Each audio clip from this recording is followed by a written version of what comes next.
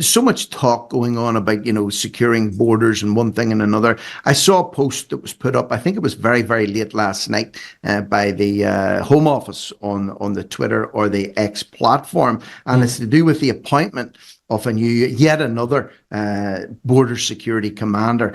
So this is a chap called Martin Hewitt, CBE. So he said, "I'm honoured and excited to lead this new and groundbreaking command. I'm under no illusion as to the challenges that lie ahead, but I'm determined we will face them head on." And he's standing there grinning smugly for the camera.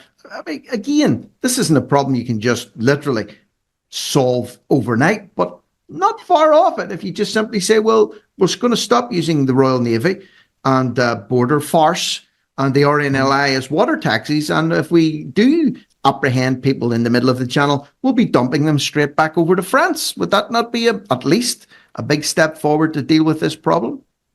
Absolutely. But the problem he faces is a political problem. That's the problem, political. We stopped the Vikings invading. We stopped the Nazis. We stopped Napoleon. We stopped the Armada. We stopped all these people getting it because of the channel. But suddenly we can't stop half a dozen, 50 immigrants on a rubber dinghy coming across. It's because our politicians don't want to stop them. And we need to understand why. And that's because they're scared of the backlash from the woke left, basically. But they're killing us. Not only are we going bankrupt, but it's destroying public trust in all our institutions, all our politicians and government in general. It's going down the wrong path. And that gentleman is smiling. And I know why he's smiling, because there's no expectations of him to fix anything. And he's going to be on a couple of £100,000 a year. I'd be smiling if I got that job.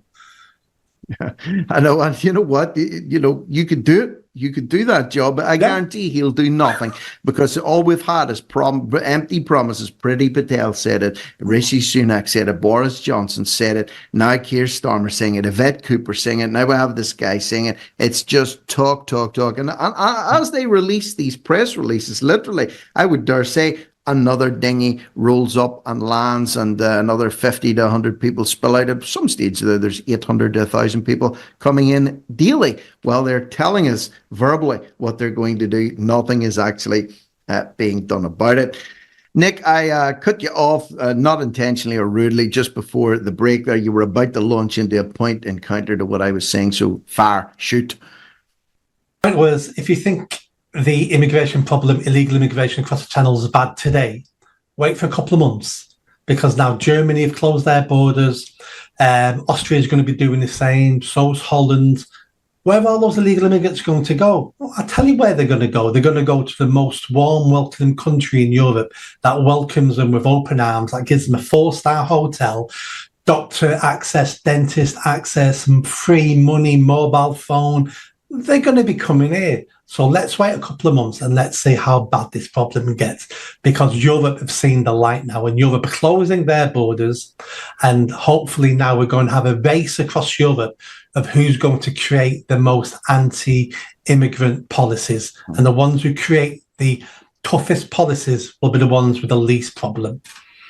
You think this is going to act, it is, but by design as a funnel. So you talk about certain borders closing off, and of course that's going to have a funneling effect. Well, if we can't stop here, we'll go to the next country. If we can't stop there, well, we're only one step away from Britain, and we know it's the land that flows with milk and honey. At least that's the way it's portrayed to anybody that's crossing the English Channel. Is that possibly a move that they're performing in Europe to say, well, we know if we shut the doors in Germany or wherever else, we know that will siphon more people through us towards Britain. Could that be part of the plan?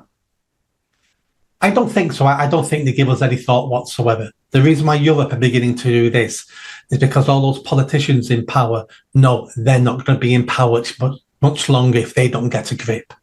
A lot of the anti-immigrant parties now, are coming second in elections. A lot of these parties now know that they're on the verge of winning an election in Europe. So the elite now are panicking and closing their borders. But that will have that funneling effect. It just wasn't designed to do that. But the people in this country will see what Europe are doing, and they'll demand it. One of the questions I want to ask is, if Germany can close its borders and in the EU, why did we leave the EU? Couldn't we have closed our borders while we're in the EU? Because everyone else seems to be doing it now. And the reason why we couldn't do it then is because politicians with no backbone. That's the number one problem.